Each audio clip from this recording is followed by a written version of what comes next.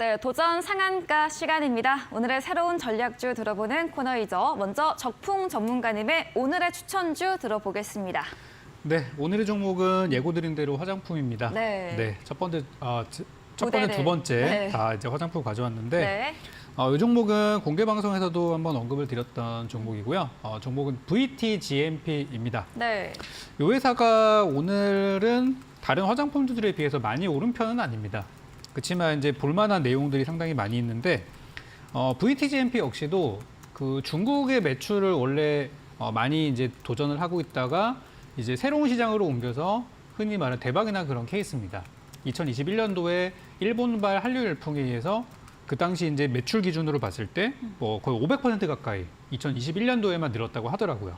그게 작년 22년도까지 이어지고 올해는 또 얼마나 많은 실적이 나올지 좀 기대가 되는 그런 부분이에요.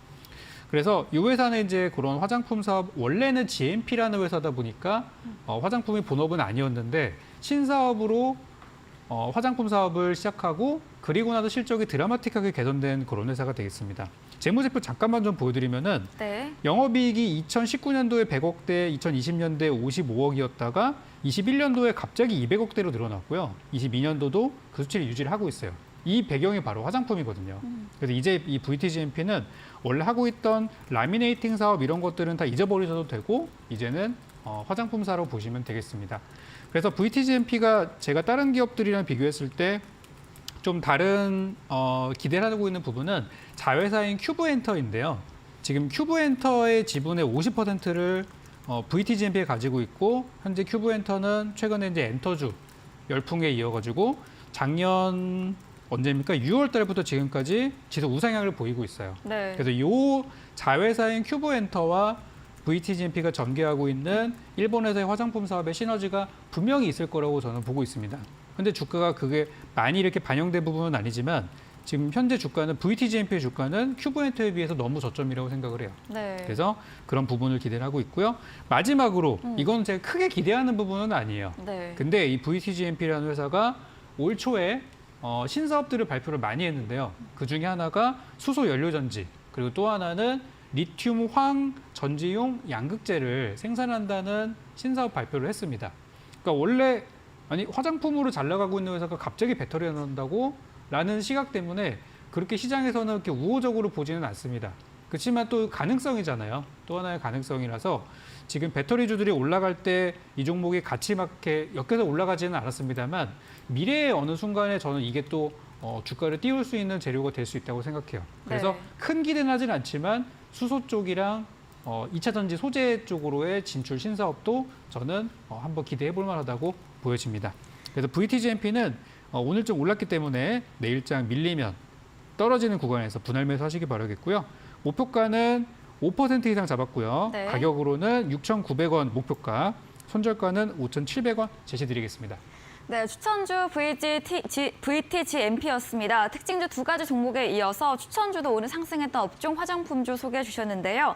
그동안의 영업이익 상승에 화장품 사업이 큰 비중 차지했고요. 뿐만 아니라 자회사 큐브엔터와의 시너지 효과 기대되는 부분, 그리고 한 가지 더 신사업 쪽 양극재 수소 부분까지 언급해 드렸습니다. 목표 수익률 5%, 목표가 6,900원, 손절가 5,700원, 가격 전략까지 들어봤습니다. 네, 그럼 백승화 대표님의 전략주에 대한 힌트를 들어보겠습니다. 제가 이 종목을 이제 소개하기에 앞서서 네. 종목 이름을 공개하지 않고 힌트로만 이제 말씀을 드리니까 좀 웃음이 나는데 혹시 앵커님은 소주 좋아하시나요? 저는 힘들 땐 좋아합니다. 아, 네네. 이 술을 만드는 회사라서 제가 한번 여쭤봤고요. 네. 이제 소주랑 매실주를 판매하는 업체인데 이제 소주랑 맥주 이런 그 술을 판매하는 업체 하면 딱 떠오르는 거. 하이트진로라는 기업이 있죠. 네. 굉장히 큰 기업이고 이제 수도권에서 많이 판매를 하는데 이 기업 같은 경우에는 사실 이제 부산, 경남, 울산 이쪽에서 많이 판매를 하고 있어요. 네. 이 소주 중에 이제 화이트랑 좋은데이라는 술이 있는데 그 기업들 그 이제 술을 판매하고 있는 기업이다. 두 글자짜리 종목이고요. 차트 잠깐 보면서 말씀을 드리면 네. 이 바닥 구간에서 올라오는 흐름 그리고 제가 되게 좋아하는 패턴이 보이고 있어요. 이 바닥 구간에서는 매매를 하지 않는데 거래량이 들어오면서 이 정배열로 바뀌어가는 구간을 만들어주고 최근에 다시 한번 이슈를 받고 올라갈 수 있는 구간이 있다. 근데 소주가 이제 가격 인상에 대한 이슈가 있더라고요. 최근에 이제 보니까 주가가 올라올 때 구간에서는 가격 인상에 대한 이슈가 나오면서 소주 한 병이 이제 음식점에서는 6,000원, 뭐 8,000원까지도 갈 수 있다. 네, 이런 얘기가 비싸네요. 나오더라고요. 네. 얘기가 나오는데 사실 그러면 무섭죠. 그쵸. 저도 이제 술을 먹을 때 안 사 평범하게 먹게 되죠. 먹으면 네. 안 사 먹게 되는데 네. 사실 뭐 이제 주가에 대한 부분을 봤을 때 수주값이 오르면 이 회사들은 영업이익이 굉장히 개선이 되거든요. 실적 잠깐만 체크를 해보면요. 네. 이 회사의 매출액이 1,500억대일 때 어떨 때는 영업이익이 적자고 지금은 이제 흑자를 기록을 하는데 이 회사의 BEP, 손익분기점을 보면 이제 1,250억 내외인 것 같아요. 1,250억에서 1,350억 정도 되는데 이 구간에서 이 매출액이 좀 폭발적으로 증가하지 않더라도 소주값이 오른다고 하면 영업이익이 큰 폭으로 개선이 될 수 있겠죠. 흑자 전환이 된 이슈가 있고 바닥 구간에서 거래량이 들어오면서 주가 턴어라운드하는 부분 기술적 분석의 포인트를 보고 말씀을 드렸고요. 최근에 제가 언급드렸던 종목 중에 상신전자 같은 경우도 네. 이 종목 기억하시는 분들 아마 있으실 거예요. 제가 이 종목 아무도 모르는 종목이고 차트만 보고 요 구간에서 이제 한번 말씀을 드렸는데 내려오다가 폭발적인 상승이 나오면서 제가 여기서 매도를 한번 드렸었는데 네. 더 올라가면서 7,800원까지도 올라갔어요. 이러한 기업들 제가 이런 종목들은 사실 잘 많이 말씀 안 드리는데 공개 방송에서 이렇게 말씀드리는 거 이제 소주까지 이제 웃으면서 말씀을 드려왔는데 네. 바닥 구간에서 올라오는 종목들 그리고 세력들이 들어온 종목들 한번 체크를 해보시면 여러분들께 큰씩 들을 수 있을 것 같아서 가져왔고요. 목표 수익률에 대한 부분은 짧게 5% 정도 보시고 대응하시면 좋을 것 같아요. 워낙 지수가 또 좋지 못한 흐름이기 때문에 5% 이상은 또 수익 볼 수 있는 부분이 있으니까 한번 챙겨보시면 좋을 것 같고요. 자세한 가격 전략과 이 종목명 그리고 이제 대응 전략은 이후에 있을 8시 방송에서 또 말씀드릴 수 있도록 할 테니까 많은 방송 참여 부탁드리도록 하겠습니다. 네, 부산 경남 지역 중심으로 주류 판매하고 있는 기업입니다. 소주 가격 인상 재료로 매출액 증대 예상되는 부분과 함께 바닥에서 올라오는 기술적 부분까지 설명 들어봤습니다.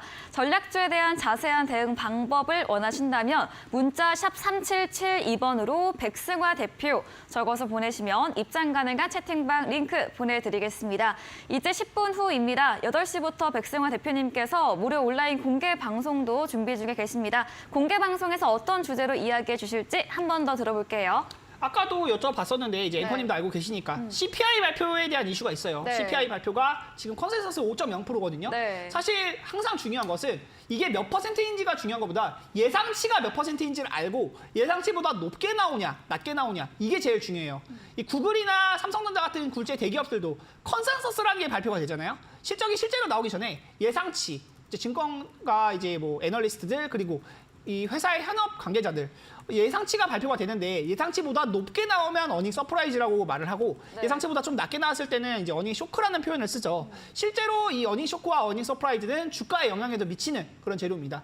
그런데 이거는 지수에 영향을 미칠 수 있는 거예요. CPI가 컨센서스보다 높게 나온다고 하면 금리를 올릴 명분이 되기 때문에 네. 이 금리를 올라가면 위험자산 시장인 주식시장은 떨어질 수밖에 없다라는 부분 또 인지를 하고 계셔야 될 것 같고요. 네. 이러한 불안한 시장 흐름 속에서 최근 지수도 우리 많이 꺾였습니다. 차트 잠깐 보면서 말씀드리면 코스피는 크게 문제가 없어요. 사실 코스피는 안정적인 흐름을 보이고 있는데 우리 개인 투자자분들 굉장히 많이 매매하고 있는 코스닥 시장이 많이 꺾였습니다. 이 구간에서 이제 또 폭락이 나온다면 830 아래로 밀렸을 때 반드시 대응을 잘해야 된다. 이 부분에 대한 거 대응 전략 말씀드릴 수 있는 방송 시간 갖도록 할 테니까 8시 방송에도 많은 참여 부탁드릴 수 있도록 하겠습니다.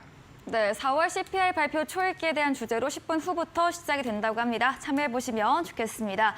네, 오늘 저희가 준비한 내용은 여기까지입니다. 본 방송에서 제공해드린 정보는 투자 판단에 대한 조언일 뿐이라는 점 참고해 주시기 바랍니다. 오늘도 함께해 주신 여러분 진심으로 감사합니다.